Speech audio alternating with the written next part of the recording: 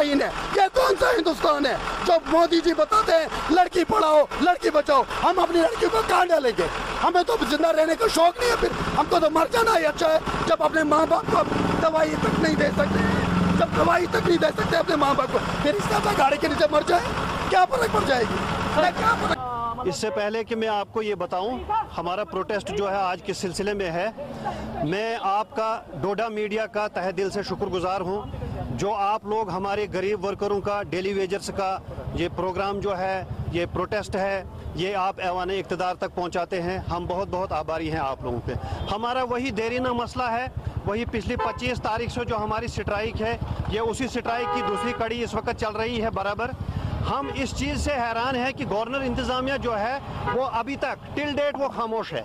कोई भी हमारी डिमांड जो है उस पर हमारा गवर्नर साहब न बोलता है, न इनके मुशीर बोलते हैं, न हमारी एडमिनिस्ट्रेशन उस पर बात करने आती है हमारे साथ। और एक अजीब सिलसिला इस वक्त शुरू हो रहा है, जबकि प्रोटेस्ट जो है, स्ट्राइक जो है हमारी PHA employees United front Jammu province की है। और जो हमारे लीडर हैं, जो हमारा प्रोटेस्ट है, उसके अलावा वो साइड लाइन में जो इस वक्त हमारे कुछ चंद लीडर हैं, उनको वहां वो दिल्ली बुला रहे हैं, दिल्ली में बात कर रहे हैं। ये तो हमें पता है, हम क्लियर करना चाहते हैं आप सब वर्करों के सामने और यूनाइटेड फ्रंट के सामने कि ये जो है इनका ये बातचीत का दौर जो है ये पिछले 20 साल से चलता आ रहा है। हम इसके कायल न पहले कभी थे न आज हैं। इसका मैं एक आपको एग्जाम्पल देता हूँ। जब पिछली सरकार थी, जब द्राबू साहब ने यहाँ SRO 520 बनाया था, हमने हफ्ते के बाद उसको रिफ्यूज किया था। क्यों? उसमें यह मसला था कि वो हमारे वर्करों के लिए फायदेमंद नहीं था, उसमें हमारे क्या कहते हैं वर्करों को, डेली वेजरों को नुकसान था। इसमें एक क्लियर बात मैं ये बताऊं आपसे, क्योंकि जो हमारा ट्रेड यूनियन लीडर है उसको कम से कम ये पता होना चाहिए कि जो रूल्स रेगुलेशन है सर्विस के, CSR जो गवर्नमेंट ने बनाई है, उसमें उस प्रोविजन में जो है हमारा डेली वेजर उसमें कितना फायदा ले सकता है, कितना नहीं ले सकता है, हमें इस चीज का पता है। गवर्नमेंट जो है ये पिछले 20 साल 25 साल से यही टाल मटोल की पॉलिसी करते आई है। और हमारी वही डिमांड है, तस्लीमशुदा वही डिमांड है जो गवर्नमेंट ने मानी है। 1994 के बाद जितने भी डेली वेजर हैं, जिस भी किस्म के हैं, चाहे वो लैंड ओनर हैं, CP वर्कर हैं, वो PDL हैं, वो और किस्म के जितने भी आर्जी मुलाजमीन हैं, उनके साथ जो गवर्नमेंट ने वादा किया है कि 1994 के बाद एक जामे पॉलिसी के साथ हम इनको रेगुलर करेंगे, उस चीज़ के लिए हमारा प्रोटेस्ट है।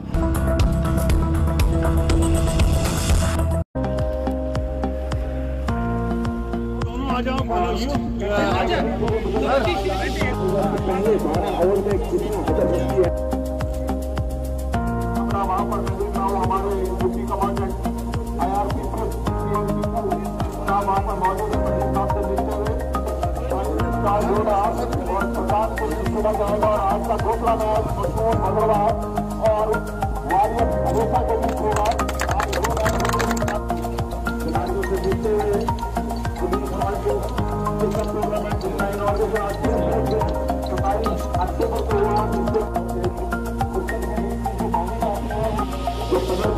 काम करेगा उनके हर जो है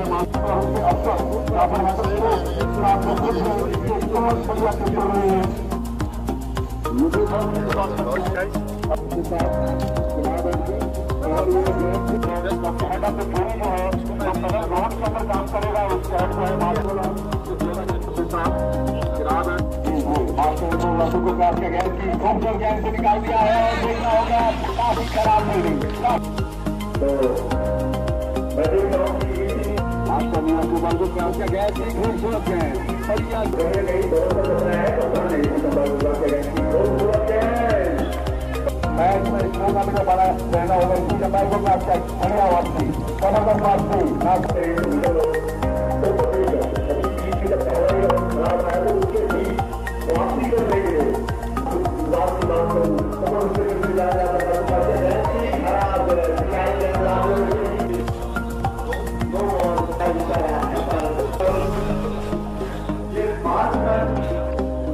एक बार फिर से मैच को काट किया गया बंदे बच्ची हो गए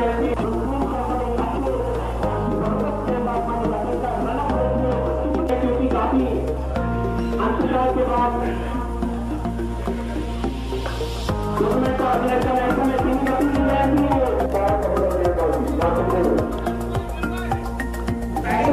देखने को इसी के साथ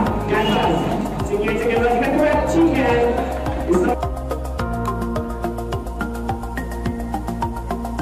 नजीबुल्लाह भट्ट। देखिए ये लगभग मार्च के महीने से अभी तक कोई टूर्नामेंट यहाँ पे नहीं होते, तो आप जैसे इस बात से सभी वाकिफ़ है कि पूरा वर्ल्ड इस टाइम कोविड-19 से जूझ रहा है। तो अल्लाह का फजल है और उसके बाद डिस्ट्रिक्ट पुलिस का मैं शुक्रगुजार हूँ कि उन्होंने यहाँ पे इस मुश्किल हालात में यहाँ पे टूर्नामेंट ऑर्गेनाइज कराई। सर इस टाइप के टूर्नामेंट में मतलब हर एक यूथ को अपना टैलेंट शो करने के लिए मौका मिलता है, क्योंकि ये ऐसे जैसे टूर्नामेंट में कंपटीशन ओपन होता है, ये कोई कंपटीशन रिस्ट्रिक्टेड नहीं होता। जैसे गुफरान में कंपटीशन रिस्ट्रिक्टेड होता है, उसमें बाहर से प्लेयर आते हैं। इसमें तो हम डिस्ट्रिक्ट लेवल पे खेलते हैं, तो इसमें काफ़ी मौका मिलता है प्लेयर को अपना टैलेंट शो करने के लिए। डिस्ट्रिक्ट लेवल पे टूर्नामेंट होते हैं तो सभी को मौका मिलता है प्रो करने के लिए। जैसे हमारे जम्मू कश्मीर से हैं अब्दुल समद, उस टाइम IPL खेल रहे हैं तो काफ़ी अच्छा परफॉर्म कर रहे हैं वहाँ पे।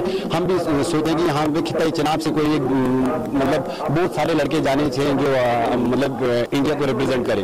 मेरा मैसेज जो यूथ के लिए है, पर्टिकुलरली जो यूथ के लिए मेरा मैसेज है, सबसे पहले वो अपनी पढ़ाई पे फोकस करें और उसके बाद क्रिकेट पे भी फोकस करें। आज का जो टूर्नामेंट डिस्ट्रिक्ट पुलिस डोडा की तरफ से ऑर्गेनाइज किया गया है, ये हमारे 21 अक्टूबर में जो हमने प्रोग्राम शुरू किए थे उन्हीं की कड़ी का एक एडिशन है, जिसमें बच्चों के खेल को उभारने के लिए हम लोगों को टूर्नामेंट्स का ऑर्गेनाइज करना था, आयोजन करना था। उसी सिलसिले में चलते हुए हमने आज इस टूर्नामेंट को ऑर्गेनाइज किया है। और ये जो टूर्नामेंट है ये हमारे मार्टर्स की मेमोरी, उनको कमेमोरेट करने के लिए है। ये 27 से लेकर 31 तक चलेगा टूर्नामेंट और इसमें लगभग अभी 12 टीमों की नॉमिनेशंस तो आ गई हैं और हमारे पास और भी आ रही हैं और हम किसी को निराश नहीं करेंगे, सबको खेलने का मौका देंगे, लेकिन 31 तक हम इसका फाइनल करवा देंगे। हमें ये डायरेक्शंस दी गई हैं कि इसमें से एटलीस्ट 2 टीमों को और एक अंडर 19 टीम को निकालकर हमें रेंज लेवल पर देनी है। आगे जो सीनियर ऑफिसर्स है वो आगे क्या करते हैं, उनको कहाँ खिलाया जाएगा, कैसे प्लेटफॉर्म पर, किस पिच पर, वो हमारे सीनियर ऑफिसर ही डिसाइड करेंगे और वही डायरेक्शंस देंगे आगे।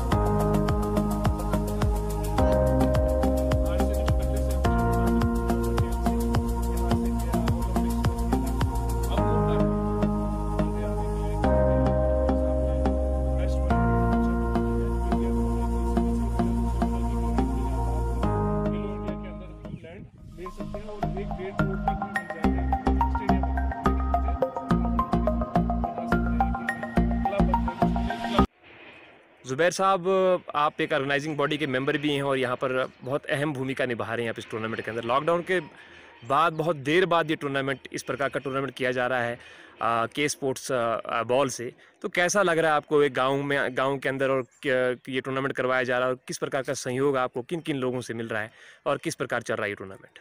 देखिए अर्जुन जी, सबसे पहले तो आपका बहुत बहुत शुक्रिया।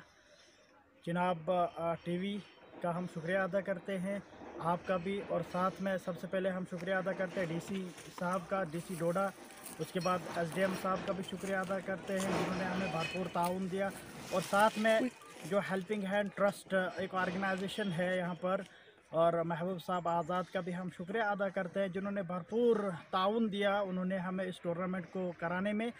जहाँ तक इस टूर्नामेंट का ताल्लुक है, देखिए रवा साल जो है यहाँ पर लॉकडाउन रहा, तो लॉकडाउन के बाद ये पहला ऐसा इवेंट है यहाँ पर पूरे भलेस में जहाँ पर ये टूर्नामेंट हम मुनक़िद कराने जा रहे हैं, और आज इसका क्वार्टर फाइनल है। और यहाँ पर लोग भी काफ़ी खुश हैं क्योंकि लोगों को पता है कि वो एक टूर्नामेंट ज़रूर वो अटेंड करते हैं, लेकिन इस साल ऐसा नहीं हुआ, तो हमने यहाँ पर ये खेल का आगाज़ हमने कर दिया यहाँ पर। तो आज यहाँ पर क्वार्टर फाइनल से है और यहाँ पर लोगों ने भी भरपूर शिरकत की, टीमों ने भी भरपूर शिरकत की, तो हम बहुत बहुत शुक्रिया अदा करते हैं। यहाँ पर जो भी आए, जो टीमें यहाँ पर आई, उनका भी हम शुक्रिया अदा करते हैं, और साथ में बहुत बड़ा शुक्रिया हम आपका भी अदा करेंगे। चिनाब टीवी की जानिब से आप यहाँ पर आए और आपने हमारा भरपूर ताउन किया, हम आपका बहुत शुक्रिया अदा करते हैं।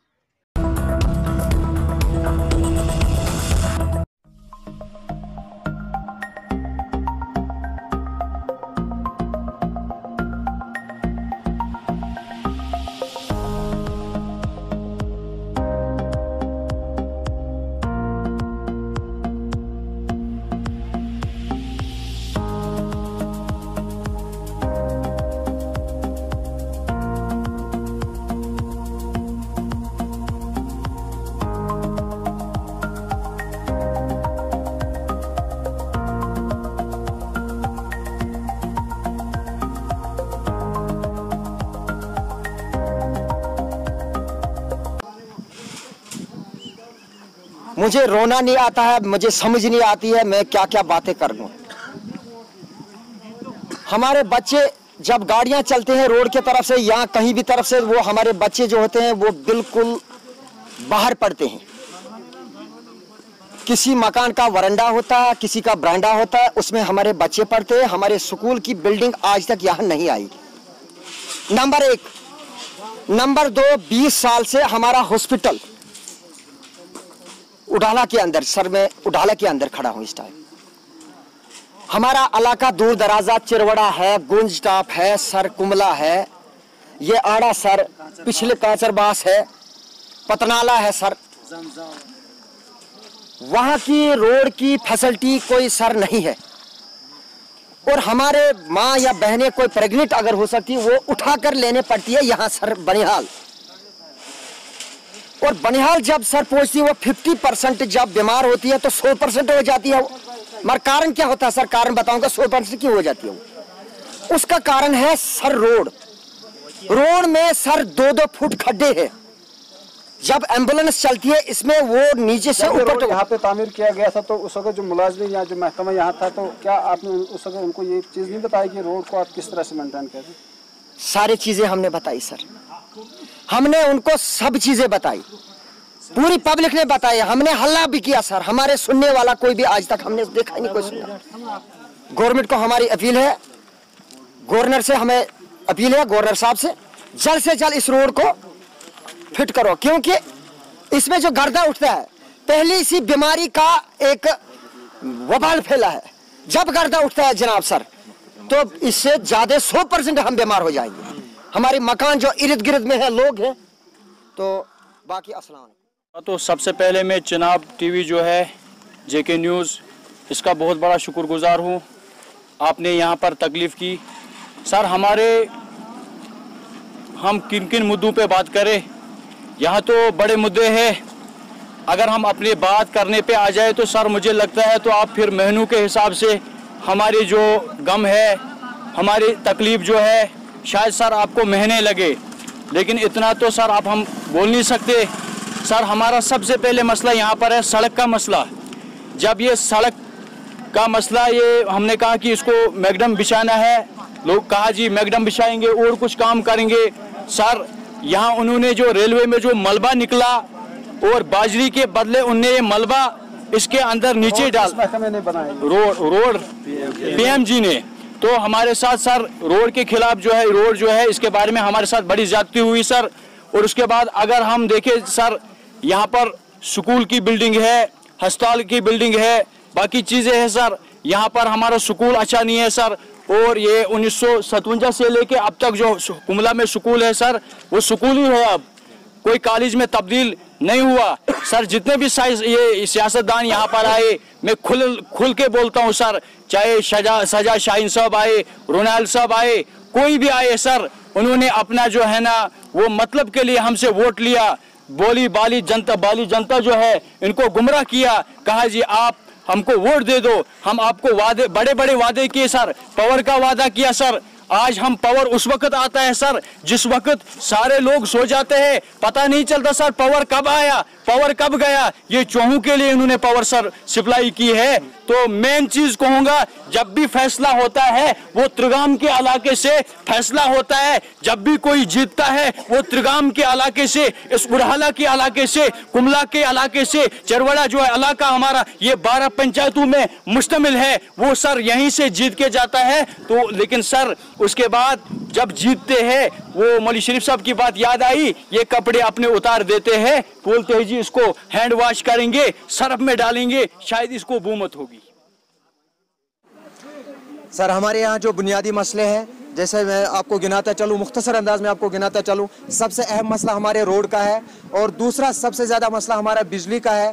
पीने के पानी की किल्लत है सर, यहाँ पर लोग गंदा पानी पीने पर मजबूर हो रहे हैं सर। और इसी तरीके से हमारे यहाँ कुछ स्कूल दिए गए, जैसे उड़ाला स्कूल की मैं खुसूसी तौर से बात करना चाहूँगा। यहाँ एक स्कूल प्राइमरी स्कूल के नाम से दिया गया, लेकिन पिछले 10 साल से वो स्कूल जूं का तूं है, उसके लिए कोई बिल्डिंग नहीं, कोई इंतजाम नहीं, खाली जो है उसको इशू किया गया कि हाँ आपको स्कूल दिया गया, खाली एक जो है मजाक किया गया उड़ाला की आवाम के साथ। और इसी तरीके से हमारे हेल्थ में जो है यहाँ पर कोई बिल्डिंग नहीं है, कोई फैसिलिटीज़ नहीं है। डॉक्टर होने से क्या होता है सर, जब फैसिलिटीज़ ही नहीं है, असल में तो इंतजाम होने चाहिए, वो इंतजाम उनका बहरान है, बिजली का फुकदान है। और इसी तरीके से हमारे रोड की खस्ता हालत है। हमारे लोग जो है बुनियादी चीज़ों से सर, मैं मुख्तसर एक ही जुमले में इसको कहूँगा, जो बुनियादी चीज़ें हैं उन बुनियादी चीज़ों का यहाँ पर फुकदान है। लिहाजा हम गवर्नर इंतजामिया से और डिस्ट्रिक्ट एडमिनिस्ट्रेशन रामबन से हम पुरजोर मुतालबा करते हैं कि आप ज़रूर अपना वक्त निकाल कर हमारे इस गरीब इलाके में एक मरतबा ज़रूर तशरीफ़ लाएँ।